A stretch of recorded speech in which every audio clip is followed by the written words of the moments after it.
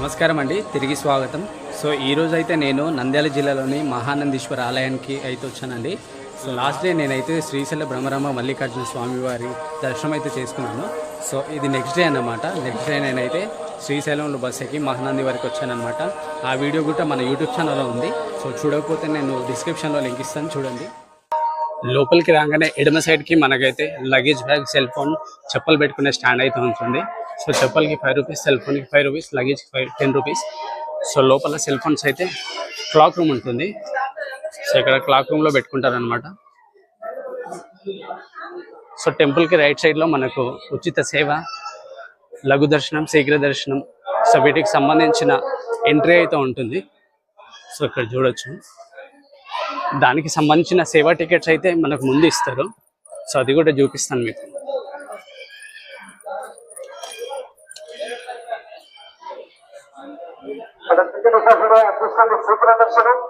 So ఇక్కడ సేవ దర్శనం టికెట్ కౌంటర్ ఉంది కదా, దర్శనానికి సంబంధించిన స్పెషల్ దర్శనానికి సంబంధించిన టికెట్స్ అన్ని ఇక్కడ ఇస్తారు.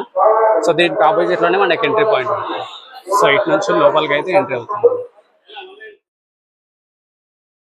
ఈ ప్రాంతాన్ని పరిపాలిస్తున్న నందన మహారాజుకి ఉన్న ఆవుల మందలో ఒక ప్రత్యేకమైన నల్లటి ఆవు ప్రతిరోజు మంద నుంచి విడిపోయి ఒక పుట్టపై పాలు కురిపిస్తుండేది. అది గమనించిన ఆవుల కాపరి రాజుకు చెప్పగా, రాజు మరుసటి రోజు పుట్టపై ఆవు పాలు కురిపిస్తుండడం చూసి దగ్గరికి రాగా ఆవు భయపడి పుట్టపై పాదం పెడుతుంది. ఆ రాత్రి శివుడు కలలో కనపడి ఆ పుట్టలో ఉన్నది తానేనని అక్కడ ఒక ఆలయం నిర్మించి నవనందులు ప్రతిష్ఠించమని ఆదేశిస్తాడు. శిలాది అనే మహర్షి సంతానం కోసం శివునికి ఘోర తపస్సు చేయగా పుట్టం నుంచి బాలుడి రూపంలో ఆయనకు సంతాన ప్రాప్తి కలిగిస్తాడు శివుడు. ఆ బాలుడికి నందుడు అనే పేరు పెడతారు. నందుడు పెద్దవాడి శివుడిపై భక్తితో ఘోర తపస్సు చేయగా ఆయన దర్శనం పొంది నందుడి కోరిక మేరకు శివుడు నందుడిని శాశ్వత వాహనంగా మరియు కైలాసానికి ద్వారపాలకుడిగా నియమిస్తాడు.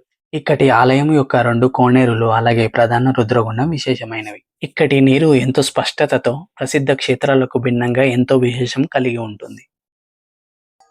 టెంపుల్ టైమింగ్స్ వచ్చేసి మార్నింగ్ 5:30 నుంచి మధ్యాహ్నం 12 వరకు, తర్వాత మధ్యాహ్నం 2 నుంచి నైట్ 9 వరకు అయితే ఉంటుంది. సో ఇందులోనే స్పెషల్ దర్శనాలు, శీఘ్ర దర్శనాలు, స్పర్శ దర్శనాలు అన్ని టైమింగ్లోనే జరుగుతాయి. సో సత్రానికి సంబంధించి అయితే 12 నుంచి 2:30 వరకు అయితే మనకు అన్నదాన సత్రం టైమింగ్స్ అయితే ఉంటాయి. ఇక్కడ దర్శనం అయితే చాలా తొందరగానే జరుగుతుందండి. మీ ప్రాంతాల నుంచి మీరు నైట్ బయలుదేరి ఉదయానికల్లా ఇక్కడ చేరుకోగలిగితే మీకు దర్శనం అయితే చాలా తొందరగా జరుగుతుంది. సో మీకు చాలా టైం కూడా ఉంటుందన్నమాట. మీరు ఇక్కడికి ట్రైన్లో చేరుకోవాలంటే మీకు దగ్గరలో ఉన్న రైల్వే స్టేషన్ వచ్చి గాజులపల్లి రైల్వే స్టేషన్ అండి. ఇది చాలా చిన్న రైల్వే స్టేషన్. కొన్ని రైళ్లు మాత్రమే ఇక్కడ ఆగుతాయి అన్నమాట. సో ఇక్కడికి దగ్గరలో ఉన్న పెద్ద రైల్వే స్టేషన్ అంటే మనం నంద్యాల అని చెప్తాం. So Nandyal junction railway station. So పెద్ద బస్ స్టాండ్ కూడా మనకు నంద్యాలలోనే ఉంటుంది. సో నంద్యాల నుంచి ఇక్కడికి రెగ్యులర్గా బస్సెస్ అయితే అవైలబుల్గా ఉంటాయి. మీరు ఒకవేళ నంద్యాల జంక్షన్లో దిగినట్టయితే మీరు నంద్యాల జంక్షన్ రైల్వే స్టేషన్ నుంచి బస్ స్టాప్కి అయితే రావాలండి, నంద్యాల బస్ స్టాప్కి. సో అక్కడ నుంచి అయితే మీకు బస్సెస్ అవైలబుల్గా ఉంటాయి. ఇక దేవస్థానం యొక్క సత్రాల గురించి మాట్లాడుకుంటే దేవస్థానం చుట్టూతో అయితే మనకు ఉంటాయండి. సో దేవస్థానానికి స్టార్టింగ్లో మనకు ప్రైవేట్ లాడ్జులు కూడా ఉంటాయి.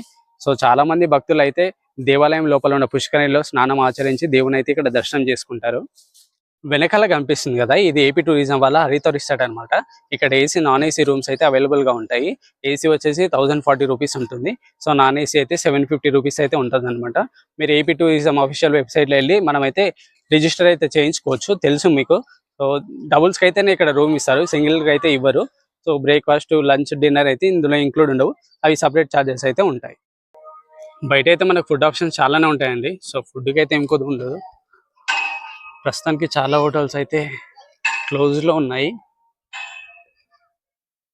సో ఇక్కడ ముఖ్య ఫెస్టివల్స్ వచ్చేసి మహాశివరాత్రి ఆబ్వియస్లీ, తర్వాత శ్రావణ మాసం అనమాట. ఆ టైంలో ఇక్కడ జనాలు ఎక్కువ మంది ఉంటారు. సో మిగతా టైంలో అయితే జనాలు చాలా తక్కువ మందే ఉంటారు. సో నేనైతే మహానందేశ్వర దర్శనం తర్వాత పెద్ద నంది ఉంటుంది కదా, ఆ పార్క్ అయితే వచ్చేసానండి. చూడొచ్చు నంది. సో టికెట్ అయితే తీసుకున్నాను 10 రూపీస్. లోపలికి అయితే వెళ్దాం.